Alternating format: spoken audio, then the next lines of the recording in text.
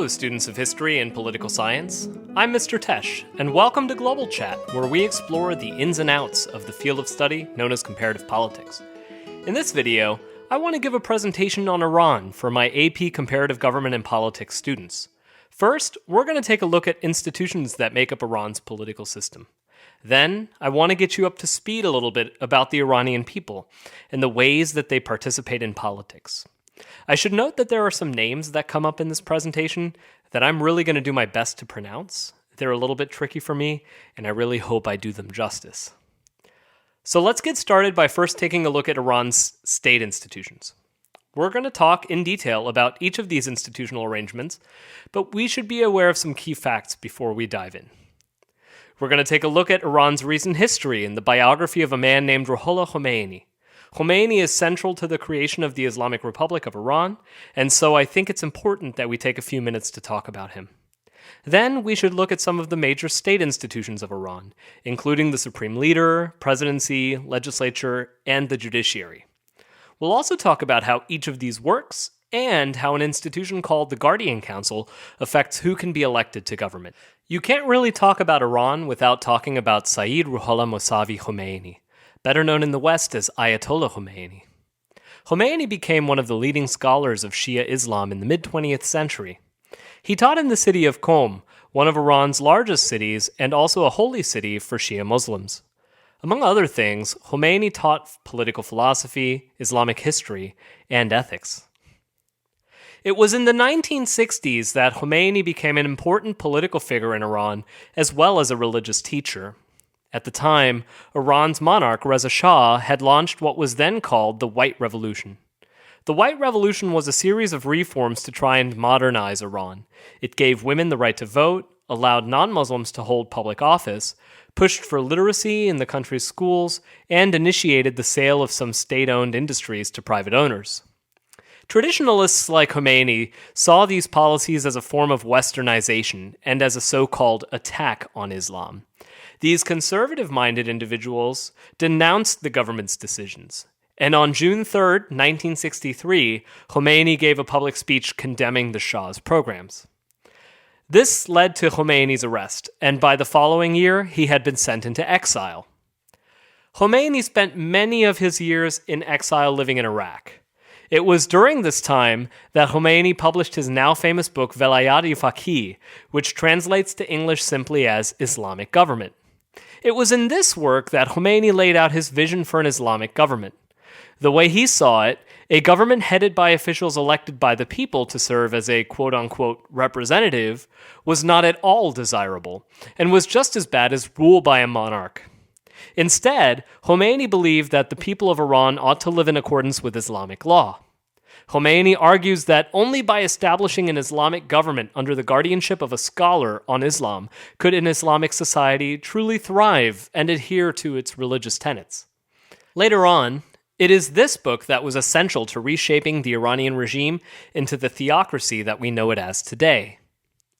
In 1978, a series of events led to the toppling of the Iranian regime and the return of Ayatollah Khomeini from his exile to Iran. I think it's fair to say that the revolution began very slowly and then all of a sudden. Religious conservatives in Iran had been opposed to many of the modernizing reforms that the Shah had undertaken, and some began to take their discontent to the streets and protest. The Iranian Revolution began when a group of anti-government protesters took to the streets and clashed with Iranian police. The protesters were upset about a recent publication in which Khomeini was referred to as a British foreign agent, but the government saw these protests as a threat to its authority and responded with force.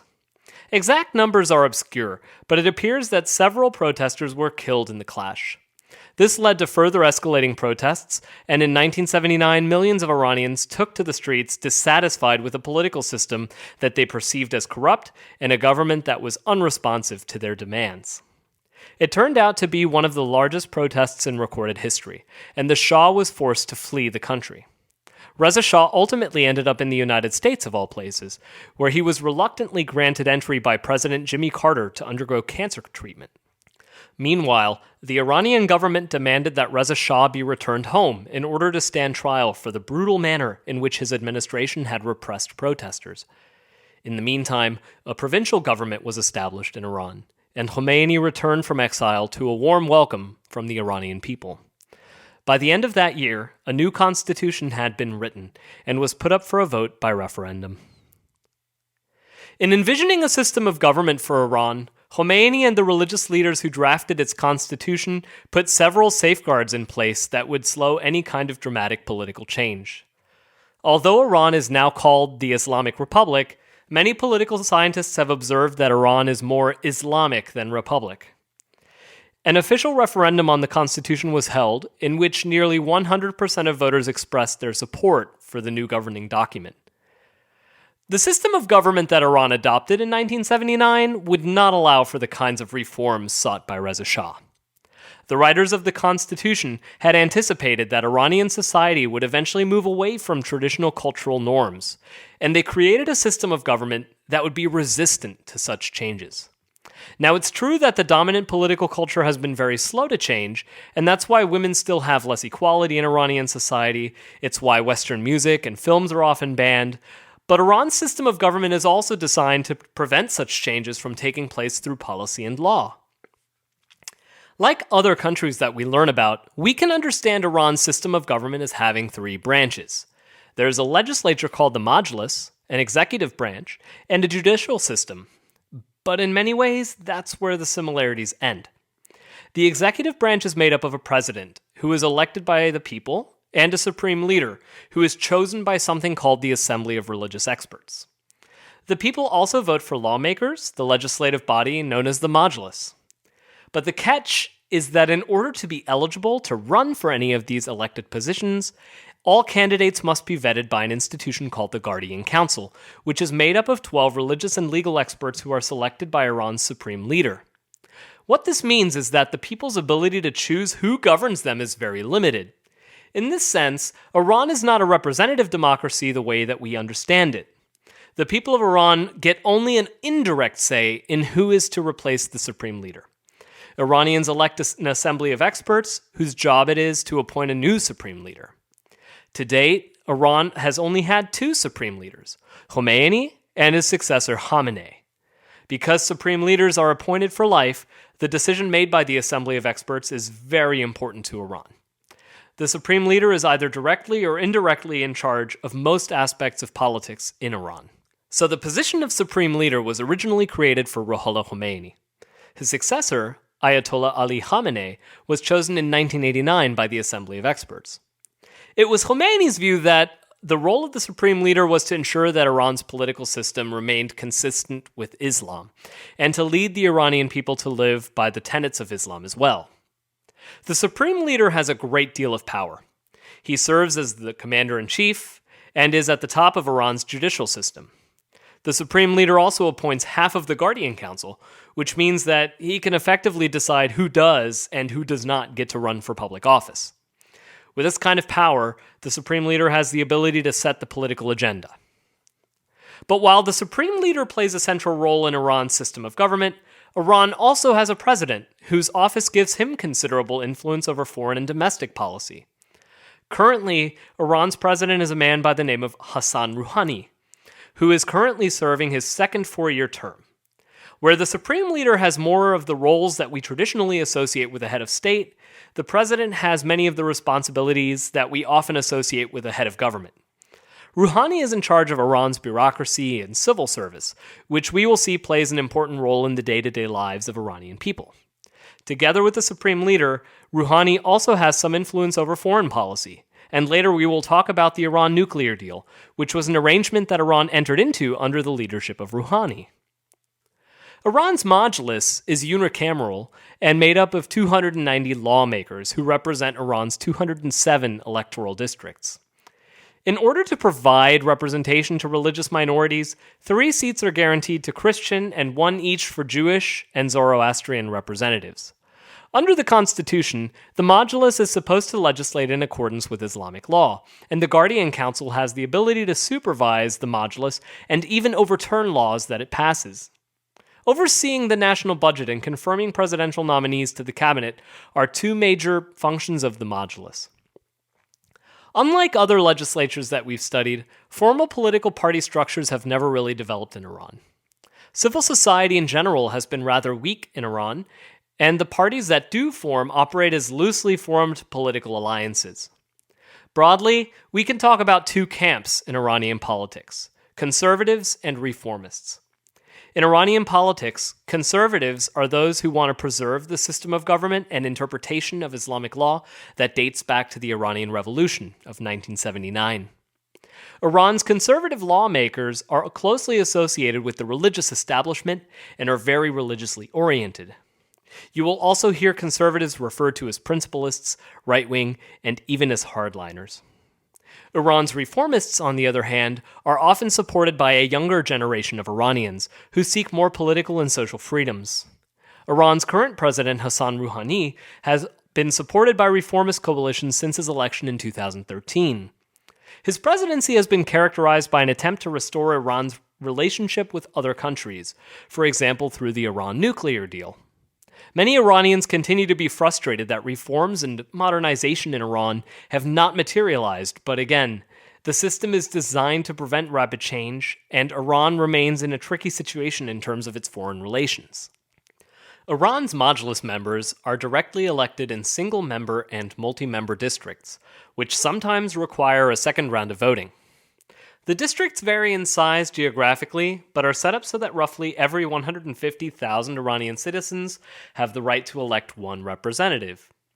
Currently, the province of Tehran, which is also home to Iran's capital, elects the highest number of Majlis deputies with 38 representatives. In order to run for a seat, a candidate must be at least 30 but not more than 75 years of age. Candidates also have to demonstrate faith and trust in Islam, hold Iranian citizenship, demonstrate loyalty to the constitution, hold a master's degree or its equivalent, and be in good physical health.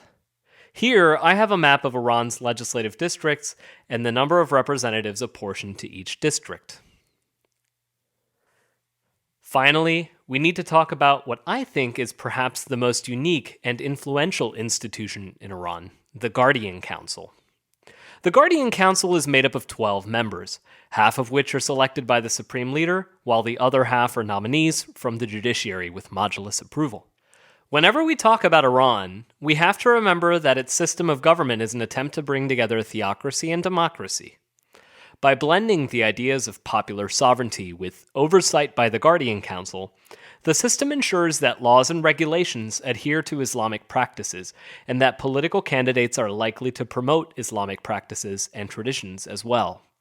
To do this, the Guardian Council excludes reform-minded candidates or those who do not support Islamic values from the ballot, which limits the number of candidates and reduces electoral competition and representation. The Guardian Council is dominated by conservatives, and because of this, has increasingly become an instrument of political control as it disqualifies more and more candidates from standing for the Majlis.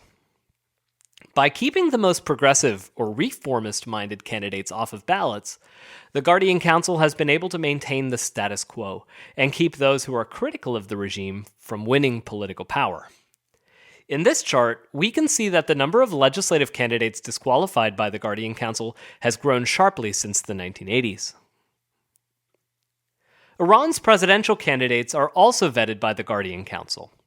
Like Russia, Iran's president also has to win a majority, or more than 50% of the public's support. If no candidate wins an absolute majority in the first round of elections, the second round is conducted between the top two vote earners in the first round. The closest that Iran ever came to holding a runoff election was in 2013, when Hassan Rouhani won with just 50.8% of the vote. In this chart, we can see that the margin by which presidential candidates win elections in Iran has been trending downwards over the past few decades. Let's take a look at some important Iranian presidents in recent decades and the changes that they've overseen. In 1997, Mohammad Khatami was swept into the presidency with almost 70% of the vote, having campaigned on a platform of liberalization and reform. In economic terms, Khatami presided over the privatization of industries, reduction of key subsidies, and a growth of public and private investment in key sectors of the Iranian economy, such as energy and building. On the political reform front, however, he ran into a major challenge, namely the Guardian Council. In order to make changes to the election laws of Iran and to more clearly define some of the president's powers, Khatami presented what he called twin bills to Parliament. And while they were both passed, they were ultimately blocked by the Guardian Council. Here we see a good example of why political reform is so difficult in Iran. The system is designed to prevent it. Khatami's reformist-minded government was followed by conservative Mahmoud Ahmadinejad. During his presidency, government agencies cracked down on music, movies, and shows that were considered indecent on both radio and television. At universities, professors were forced to resign and quotas were put in place to attempt to decrease the number of female students who enrolled. So in general, we see that Ahmadinejad's culturally conservative policies represented a sharp contrast with his predecessor. Later on, we're going to talk about how Iran's economy has remained sluggish for decades, and how that is in large part a result of Iran's dependence on the extraction and sale of oil. In an attempt to encourage some economic growth, Ahmadinejad privatized some state enterprises. The trouble is that most of these contracts ended up in the hands of government-connected officials and foundations called bonyads that are operated by wealthy clerics and the Revolutionary Guards.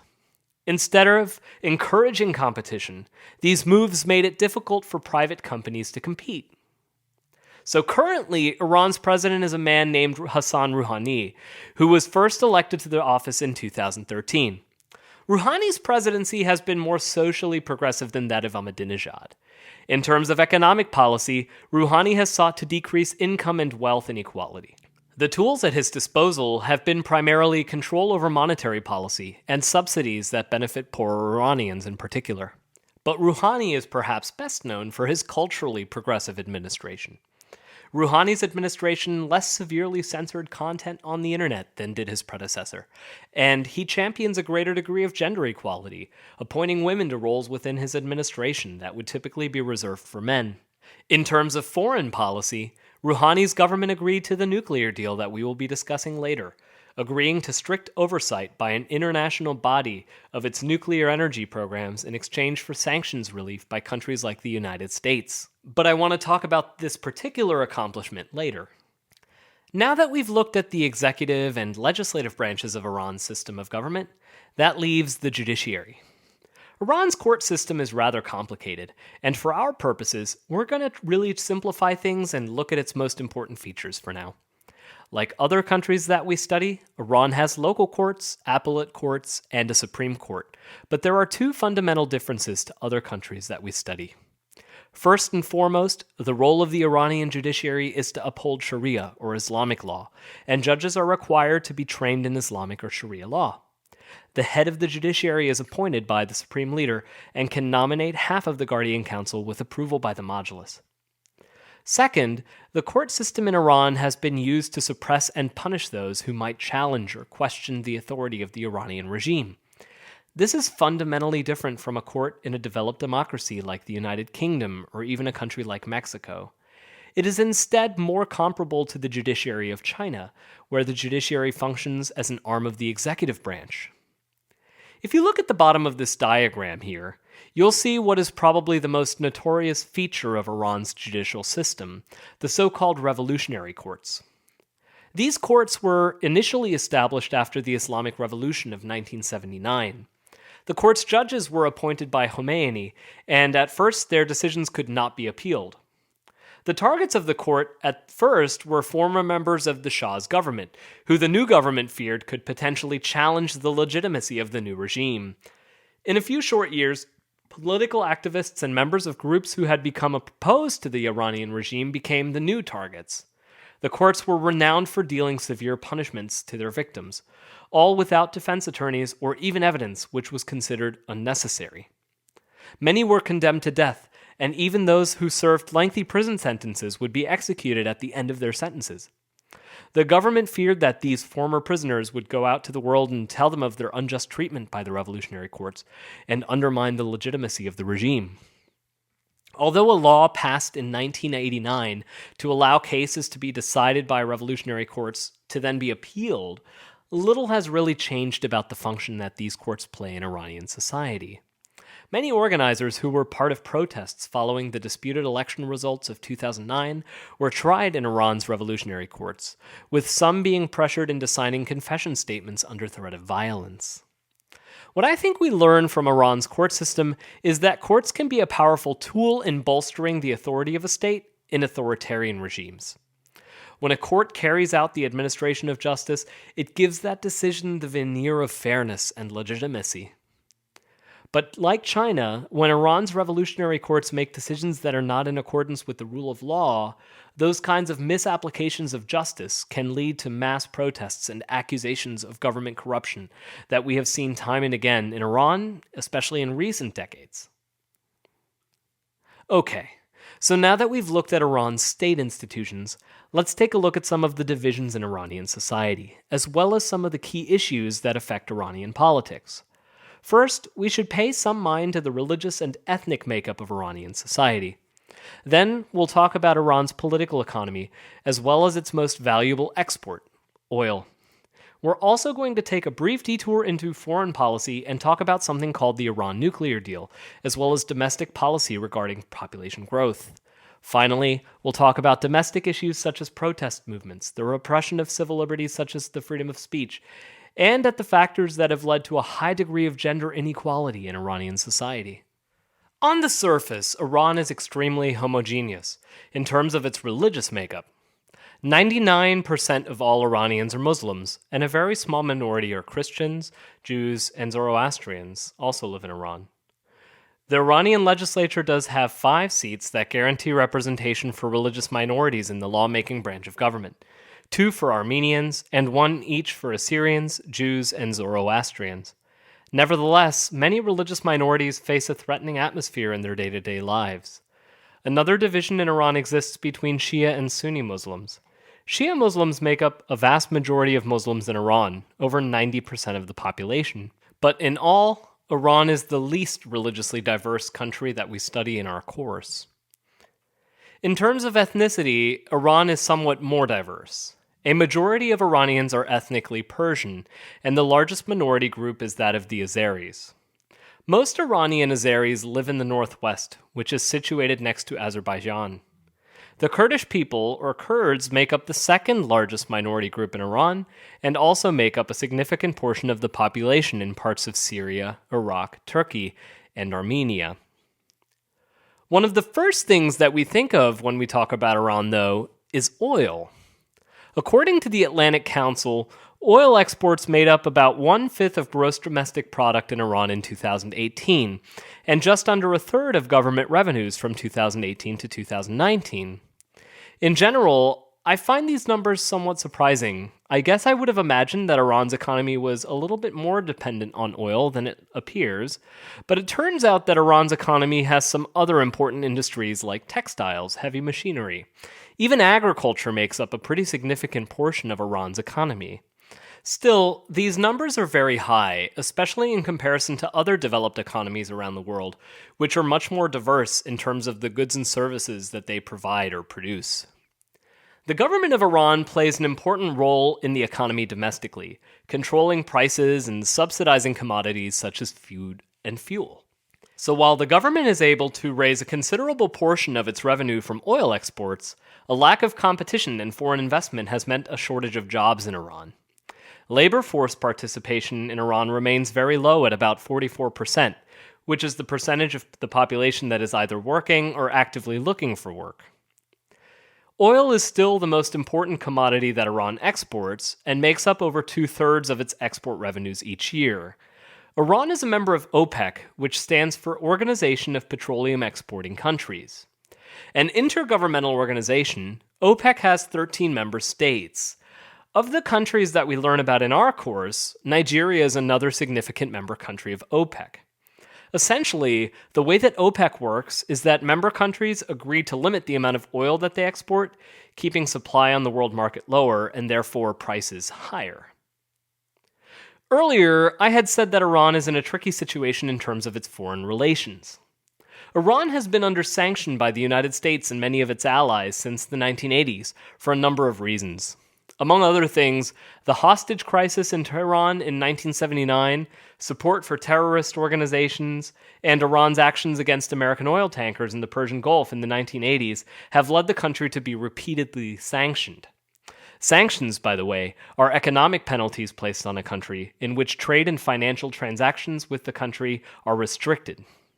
In Iran, sanctions have severely hobbled the economy over the past few decades, and Iran's people have begun to blame their government for the difficult economic circumstances that they are living under. The United States and its allies have kept the pressure on, seeing an opportunity to pressure Iran to change its behavior on the international stage. In 2015, Iran agreed to an arrangement to give up its pursuit of developing nuclear weapons. Iran made this deal with the United States, Russia, China, France, the United Kingdom, Germany, and the rest of the European Union. The deal was remarkable for two reasons. First, Iran's citizens and their distrust of Western countries made it unlikely that Iran's elected leaders would be able to accept a deal with these countries. Second, the agreement that they reached severely curtailed Iran's ability to enrich uranium and required Iran to allow thorough inspections of its nuclear facilities at practically any time. In exchange for accepting such strict terms, the United States and its allies agreed to relieve sanctions that they had placed on Iran. In August of 2018, though, United States President Donald Trump announced that the United States was withdrawing from the Iran nuclear deal. Now, exactly why the US president made this decision is kind of unclear, but whatever the reason may be, one thing is certain. The relationship between Iran, the United States, and other Western countries is as uneasy today as it has ever been, if not more. Through Iran, we can see that international relations can play an important role in leading to the emergence of an authoritarian regime. The Iranian people are very proud, patriotic, and even nationalistic. In Khomeini's leadership, many Iranians had found a vision for a country that could determine its own path and direction, free from foreign meddling.